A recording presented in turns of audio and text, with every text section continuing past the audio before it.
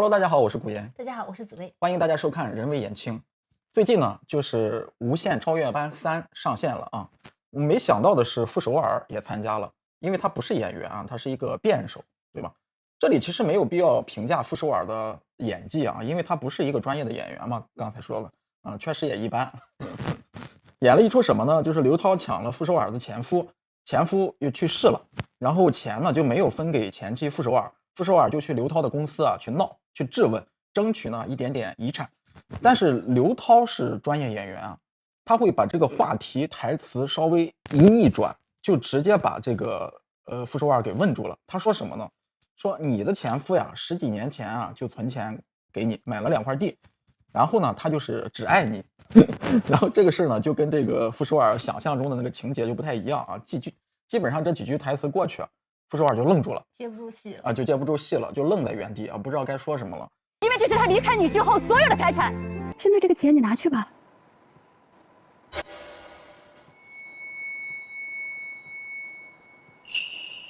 其实这个题目给到傅首尔的时候呢，是想让他演什么？让他收着演。因为什么？傅首尔他本来不是一个辩论节目出来的嘛，就超会吵架，给人的人设有点尖酸刻薄，所以请傅首尔去演的这些电视剧啊，都是让他去吵架的，就是让他去演他自己就可以了。他从来没有塑造过别的角色，就是一些爱吵架的这个女性角色呀，然后一些反驳型的人格呀之类的，对吧？收着演呢，傅首尔可能就有点不会了，所以这场呢就表现得非常的不佳。由于傅首尔给人的人设呢就是嘴快，对吧？会吵架，难搞。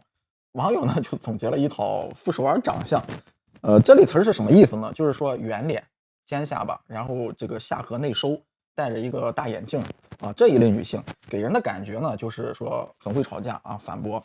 比如说《再见爱人》里的麦琳，比如我们经常在网络上流传的看到的一些无理取闹的一些场景。拉什么拉？你不要动手好不好？你凭什么拉我？凭什么拉我？你凭什么拉我？你的意思就是要345句话，然后来这样，哎呀，我开玩笑的，不好意思，就这样吗？不解释的话，我只是解释完。我开玩笑，我的他都不在我身边了，我还要记住他的缺点，还要让他的天，做个人吧，做个人吧。哎呦，我的天哪！上半你的苦心，我不敢相信，你连相机都没有，我跟你讲。妈妈，你这个大笑我有点怕，对吧？可能就是很多人就是这一类的长相，就很像一个年级主任或者班主任的这个样子。其实我是有点鸣不平啊，拿傅首尔的长相去形容别的女性，不仅是容貌攻击了傅首尔，也是攻击了一种类型的女性。其实类似的长相呢，我们也见过很多可爱爱的人，对吧？就没有那么mean，就是攻击型人格，基本上都是比较温柔啊、比较可爱的一种性格，这个就有点不公平了。俗话说相由心生，你觉得这一类长相能代表一类的性格吗？比如说原来我们的视频下面也有很多人攻击我们的这个容貌，说你喜欢这个拉着脸呀，不爱笑呀，对不对？好像难以接近呀，说我呢一看就像一个超雄男呀、家暴男呀之类的。我也不知道为什么，因为我脾气还蛮好的，可能就是他在现实中遇到了就是类似于我们长相的人，然后遇到了一些不好的经历，然后遇到了一些不好的人，所以就是直接上来也不说别的，迁怒，直接就开始攻击我们。你觉得这个长相跟性格这2个事能合为一体吗？我觉得不能吧。所谓相由心生，这个相，我觉得不是长相的相，而是神态。就是这个人的神韵气质，应该是往这方面去靠，而不是说皮相，这就是你的五官的那个天生的那个轮廓。就比如说最浅显的说，就是双胞胎。通常双胞胎2个人的性格是相反的，但他们长相是一模一样的。对对对，这又怎么从相由心生来说？而且相由心生，在有的时候，尤其我们自律的时候，会告诉自己，我要相由心生，我要保持好的心态，让自己看上去和善一点。但是如果用这个来指责其他的人，这句话有一个类似的词汇，叫做丑人多作怪。啊，你这个人相由心生，看着就不善啊，你这个人丑，你就爱作怪。这一系列都是一种。我觉得像歧视吧，一种贴标签的一种行为，贴标签，并且有歧视的一种做法。对，另外就是在网上其实还有2种啊，有2种这种方向的看法。一种呢就是认为这个下颌骨内缩呀，包括他的傅首尔的一系列长相对他的性格是有影响的。比如说他下巴后缩啊，然后呢就会造成他那个颈椎变直，然后盆基底提不上去。我也很想知道这个盆基底这个上提困难。会影响性格吗？这个还是真不知道。还有说应该不会胸廓压缩以后呢，那个说他的呼吸会不畅，然后呢，这个下巴后缩，拉着这个下颌骨往下走呢，这个颧骨呢就会外扩，眼眶大，眼睛小啊，舌头顶不住上颚呢，那呼吸就会变得困难，然后长时间这样子呢，吸气就会变得快短浅，导致他呼吸不到更多的新鲜空气，也就是应该就是空气里面的氧气部分，对吧？对，说他这样的人呢，容易交感神经异常兴奋，导致他易怒，性格怪异。还有说，这类人呢，他们额叶又发达，所以无敌的语言中枢加上他的那个兴奋的交感神经呢，就导致了这个天生吵架圣体的这么一个结果。这个说的头头是道，反正我也没听懂，我不太相信拿出来跟大家分享一下，这个是网上看到的啊。还有另外一种呢，就是单纯的那个下颌骨整形的那些医生会说啊，首先这只是小下颌畸形的一个表现啊，不具备精神或者是性格的特征。但是它确实影响健康长时间的这个下颌内缩呢，它会导致呼吸道那个变狭窄，影响睡眠质量。尤其小孩呢，甚至会严重的话会影响到神经系统的一个发育。比如说我们之前也看过一个热搜上说田雨橙。就是 Cindy 对吧？田亮的女儿说她那个下颌骨内缩，其实应该尽早的去干涉去治疗。而且像傅首尔这个面相，我们身边也有一个朋友，但是他是男生哈，真的很像，就是黑点而已。但是你会发现他的性格跟傅首尔是完全不搭嘎的，他是一个非常和善而且沉默的一个性格。所以我觉得这个相由心生这个，或者是包括傅首尔面相这个，我其实是不站的。但是关于网友们是否讨厌他的这种长相，我觉得也不是。他老说大家攻击我的长相，攻击我不喜欢我的长相，我觉得大家攻击的应该不是长相，对，而是性格，对啊，包括他的那种表达的方式吧，我觉得更多的是这样。这就有种感觉嘛，就是比如说你跟我说你真讨厌，然后我下个结论你不爱我。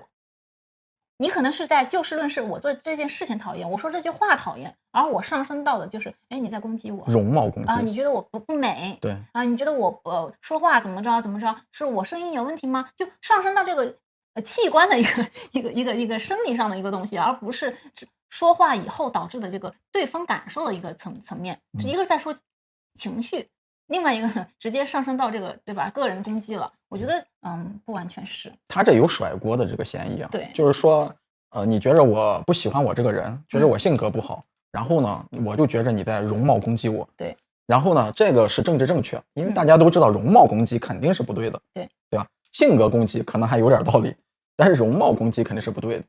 就是网友也挺喜欢给别人贴这个标签儿，就是比如说我们这个再见爱人里边说的麦琳，对吧？大家都说他 NPD， 杨紫也 NPD， 刘基寿也 NPD， 什么人都 NPD。NPD 是一个专业的医学名词，就是说你得了这种病，这个是要治疗的。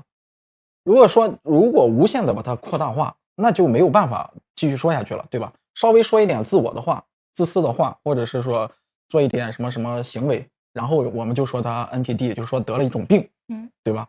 那就跟抑郁症差不多了啊。现在网上有很多人在作妖，然后底下人去攻击他这个行为啊，那就对不起了，我抑郁了。如果说我怎么着了，大家都有份的，对不对？人均抑郁症，对，人均抑郁症，这就是说把抑郁症无限的扩大化，实际上对真正的抑郁症病人是不公平的。他们真的是得了这种病，有可能是遗传的，也不一定是自己性格问题，它就是一种病，你需要治疗，需要吃药，需要看医生，都是这个跟我们得了什么什么感冒呀、发烧之类的是一模一样的。所以说不要把这种性格上的东西啊无限的把它扩大化。如果扩大化之后呢，那就很容易有人借此来甩锅，借题发挥。对，你说到那个再见爱人啊，傅首尔也参加了上一季的这个再见爱人，第三季，他可能是少有的在经历过再见爱人以后，或就是麦琳之前吧，他也是唯一一个受到这个直接影响到他事业的一个。麦琳不影响，麦琳现在挺火的，他影响老公的事业，有点。然后麦琳呢，我觉得她这种情况，比如说长相呀什么之类的，其实大家也能看到麦琳曾经那个漂亮的时候，那大家也说她对吧，长得像日本的偶像涩谷辣妹，对，那其实也完全不会跟傅首尔搭嘎，对不对？所以这个也不能上升到这个形态啊或者是形体的一个攻击。对。但是傅首尔跟老刘的这个状态呢，我觉得更多的真的不是长相问题，就是他们俩的整个沟通问题。我感觉他永远在指责老刘，反驳型人格。为啥呢？因为《再见爱人》这个节目是个离婚综艺，他对男性其实挺不友好的，一般对女性比较友好。为什么？就是因为观众绝大部分都是女性，他会同情啊，理解这个女性在婚姻里边的一个困境，对吧？那个男性怎么样，他们反而就不太在意了。傅首尔是为数不多的，就是大家真的是向着她老公说话，然后基本上都比较讨厌她吧。她是为数不多的这种女性。比如说我们上次看了一个综艺，那个综艺里边，他和老刘两个人去那个蛋糕店里边挑礼物，选礼物，然后老刘从那里认认真真的挑呢，傅首尔就坐在那里，哎呀，你真磨叽，你这个人性格真磨叽。然后挑好了送到他面前，他就说啊，那我不喜欢这种可爱的，就类似于这个什么什么梦幻的呀，又说了一大堆毫不着边际的一个形容词儿。然后老刘又回去换了这个几个甜品拿过来，就说那你真没主见，我说一句你就换呀。奶黄酥，哎，我不喜欢吃奶黄酥，我就说我跟你口味差太远了，真的磨叽。看我像男的，你像女的。老刘听后并未生气，而是将精心挑选好的喜饼拿给了傅首尔观看。可仅仅一眼，傅首尔就嫌弃老刘挑的不合他心意，太可爱了，我不喜欢，我就喜欢那种幻彩童话风格。被傅首尔这么一说，老刘连忙就要更换喜饼，谁知傅首尔又开始喋喋不休起来。他责怪老刘没有主见，仿佛刚刚那个说不喜欢的人不是他。所以这没办法呀，你这跟这种人怎么生活呢？对啊，你选什么他都是错的，对吧？他有可能就是不喜欢蛋糕，不喜欢甜品，所以说你在里边选哪个，他都有道理，有理由去反驳你。如果生活中，那我们遇到这种事，其实我觉得这也不是一个大事，就是一个小事，对不对？就比如说我让你帮我带麻辣烫，你问我那你想吃什么呀？其实可能大部分情况下，就是你这是一个很客观的问题，你要吃什么我就给你买什么，对吧？对对对。但是有的时候啊，那个人心思多的时候，哎呀，你跟我在一起这么多年，我天天陪我吃麻辣烫，你不知道我爱吃什么吗？这句话其实说完以后，即便你认为这句话我是正常的说出来的，但是在对方听到的就是很攻击性的，那 对吧？就是在找事儿，对。然后这个结果就一定是吵架，对。然后说，难道我说的不对吗？你不应该知道我说什么吗？就像老刘，他对老刘的要求不是说，你告诉我告诉你我要吃什么，你去帮我选，而是我不告诉你，你也应该知道我喜欢哪些。我不知道。其实即便对方知道，你最快速的沟通方式，避免矛盾的沟通方式是告诉你我要哪个。比如说你给我选几个巧克力口味的，我不要太甜的，你给一个范围。比如说我跟你说我要吃什么的时候，我那几串什么东西调料要放哪些，我都会写得清清楚楚，几勺我都会告诉你。然后我自己承受这个结果就是，哎，这个好吃，而不是你给我弄完以后不好吃，我心情也不好，你心情也不好。还这样，你只要给我一个清单，就是大家生活中都是这样，别人给你一个清单，你去买，你就照着这个东西买。虽然可能买不全，但是至少买回来了是合适的，对吧？他也不给你清单，说你随便去买吧。然后买回来之后呢，就左挑刺儿右挑刺儿，反正这个就是没买到这个心坎里边，对吧？其实麦琳也有点这样，就大家觉得他生活的不幸福，其实真的跟李行良没多大关系。这是一种能力的问题，我觉得不完全是沟通能力的问题。为什么这么说呢？就很多人就有这种说法，就是说沟通啊就可以解决很多矛盾，就是夫妻两个人啊，有时候有矛盾就是因为缺乏沟通。我倒不觉得，你觉得像麦琳和李行亮，或者是像傅首尔和老刘，他不缺沟通，尤其像傅首尔这张嘴，他缺沟通吗？他不缺。但是我们通常知道，生活中啊矛盾啊，通常有3种哈。我们一种是误会，就比如说我认为你喜欢，但是你其实上不喜欢，就像老刘认为他喜欢那个蛋糕，他其实不喜欢，这就是误会产生的。还有一种就是价值观的冲突，就是说我认为 A 好，你认为 B 好，对吧？还有一种呢，第3种呢就是利益冲突，我认为 A 好，但是你非要让我放弃 A 选择 B， 这是利益冲突。或者是我要求更多，但是我又不想给，对吧？但是如果沟通能解决问题的话，我觉得只有第1种可以解决，就是我告诉你，哎，我不喜欢，然后你去选择另外的，这就是唯一一种。那么第2种价值观冲突，唯一能做到的就是妥协，就是其中一方，比如说你认为B 好，那我认为 A 好，那我今天就顺着你选择 B， 我可以尝试一下 B 哪里好呀，我试着去理解一下。然后呢，但不代表我内心就认同 A 不好，或者是 B 就一定好，那这是我对你的一种妥协，对吗？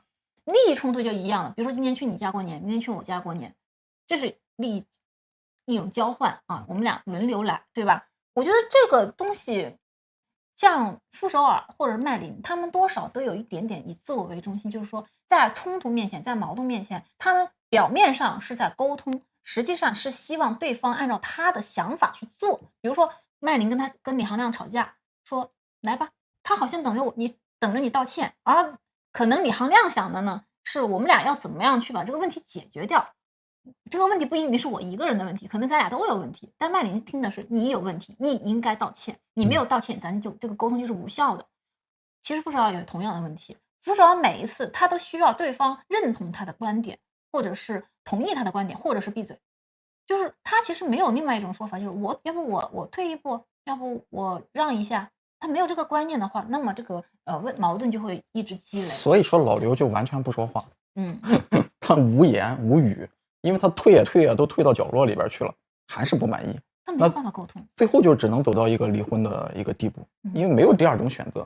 你只要跟他生活下去，你就是不被满意的那个人，你做什么都是不被满意的，你完全没有成就感的。你在这个生活里边可能也付出了很多，他也看孩子，对吧？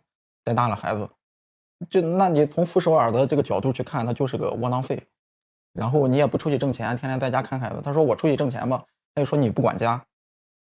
所以这个东西你就没办法往下生活，对吧？最后就只能走到这个，甭管是你的伴侣也好，同事也好，朋友，你甚至你的父母、儿女，如果你一直都是这样的话，那就是没有办法生活。其实一开始